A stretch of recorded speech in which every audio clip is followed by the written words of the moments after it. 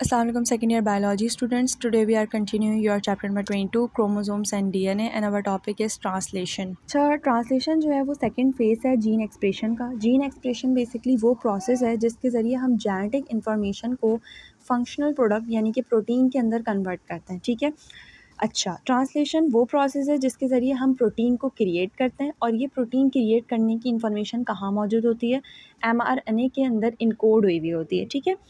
During translation the secondary mRNA attaches with ribosome यानी कि जो mRNA है वो हमारा राइबोसोम के साथ बाइंड होता है और फिर जो tRNA है यानी कि RNA की जो टाइप है ट्रांसफ़र RNA. ठीक है. ये क्या करता है, जेनेटिक इन्फॉर्मेशन को डिकोड करने में हमारे पास हेल्प करता है. ठीक है. अच्छा राइबोसोम्स हमारे पास वो कॉम्प्लेक्स मॉलिक्यूलर मशीन्स होते हैं. ठीक है. जो प्रोटीन सिंथेसिस में फैक्टिलेट करवाते हैं. ठीक है. और जो tRNA है ट्रांसफ़र RNA ये बहुत ही क्रिटिकल रोल प्ले कर रहा होता है जेनेटिक कोड को ट्रांसलेट करने में. ठीक है.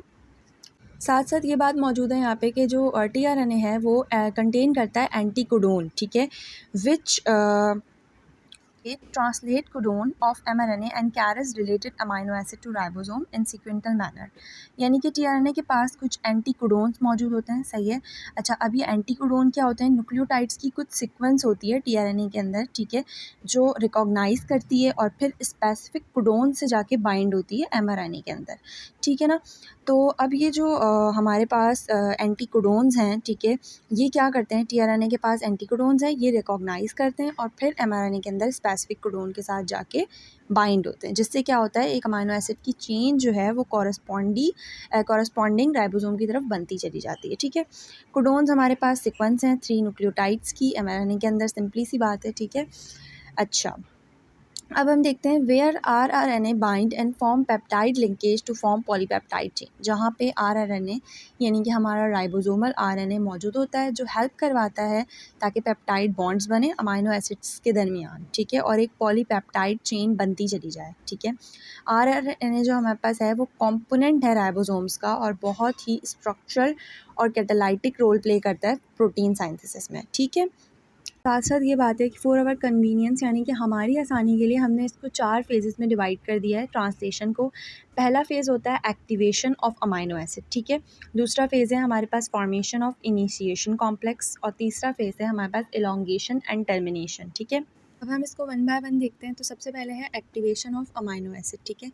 अच्छा जो भी हमारा साइटोप्लाज़्म है. ठीक है. उसके अंदर हमारे पास अमाइनो एसिड्स मौजूद हैं. ठीक है.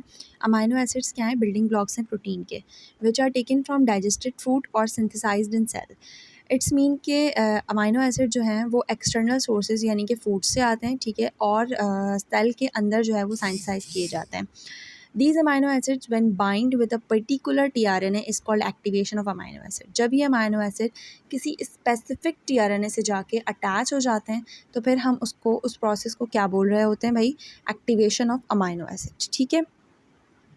As we know that tRNA has 4 sides. जैसे कि हमें पता है कि tRNA के 4 जो है वो साइड्स होते हैं. तो tRNA के कुछ डिस्टिंक्ट रीजन्स हैं, कुछ साइड्स हैं. ठीक है. जो स्पेसिफिक फंक्शंस जो है वो परफॉर्म करते हैं. अब यहाँ पे at 3 prime and 3 unpaired nucleotide site called amino acid site is present. जो हमारे पास 3 प्राइम का एंड होता है tRNA का, उसके पास एक साइट मौजूद होती है जहाँ पे अमाइनो एसिड आके बाइंड होता है. ठीक है. ये बात याद रखनी है कि 3 प्राइम पे आके अमाइनो एसिड जो है वो बाइंड होगा. ठीक है. 3 एंड वो रीजन है tRNA मॉलिक्यूल का.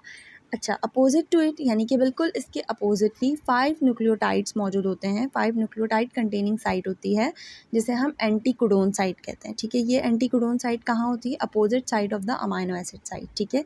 जहाँ पे अमाइनो एसिड की साइड होती है उससे बिल्कुल अपोजिटली एंटीकोडोन की साइट लोकेट होती है. ठीक है. Where is out of them 5 nucleotide the middle 3 nucleotides work as anticodon. यहाँ पे 3 मिडल जो है वो न्यूक्लियोटाइड्स होते हैं एंटीकोडोन साइट के जो mRNA के कोडोन्स को रिकॉग्नाइज़ करते हैं. ठीक है. जैसे ही कोडोन आया फ़ौरन से रिकॉग्नाइज़ हो गया. कहाँ पे रिकॉग्नाइज़ होगा, एंटीकोडोन साइट पे होगा. कौन करेगा, मिडिल 3 न्यूक्लियोटाइड्स. ठीक है. एक अनदर लूप भी मौजूद है. Another loop is called activation site where an enzyme amino acyl synthesise attach to activate this tRNA. अच्छा अब ये जो एक्टिवेशन साइट है यहाँ पे एक एंजाइम भी मौजूद होगा जिसका नाम क्या है, अमाइनो असाइल सिंथेस. ठीक है. ये एक्टिवेट tRNA से जाके बाइंड होता है. ठीक है. अच्छा, एक्स्ट्रा इन्फो अगर इस बारे में दूँ तो अमाइनो असाइल जो साइंथेज़ हमारे पास एंजाइम है, ये अमाइनो एसिड से लिंक करता है to their corresponding tRNA molecules, ठीक है। अच्छा, a particular amino acid attach with it specific tRNA through this activating enzyme. जो अमाइनो एसिड है हमारे पास, वो इस स्पेसिफिक टीआरएनए मॉलिक्यूल से जाके बाइंड हो रहा है, किसके एक्शन से? अमाइनो असाइल साइंथेज़ के एक्शन से, यानी कि एंजाइम के एक्शन से। One of which exist for each of the 20 amino acid, यानी कि यहाँ पे एक स्पेसिफिक अमाइनो असाइल साइंथेसाइज एंजाइम है जो बेसिकली हर एक 20 अमाइनो एसिड्स में से हर एक अमाइनो एसिड के लिए मौजूद है, ठीक है।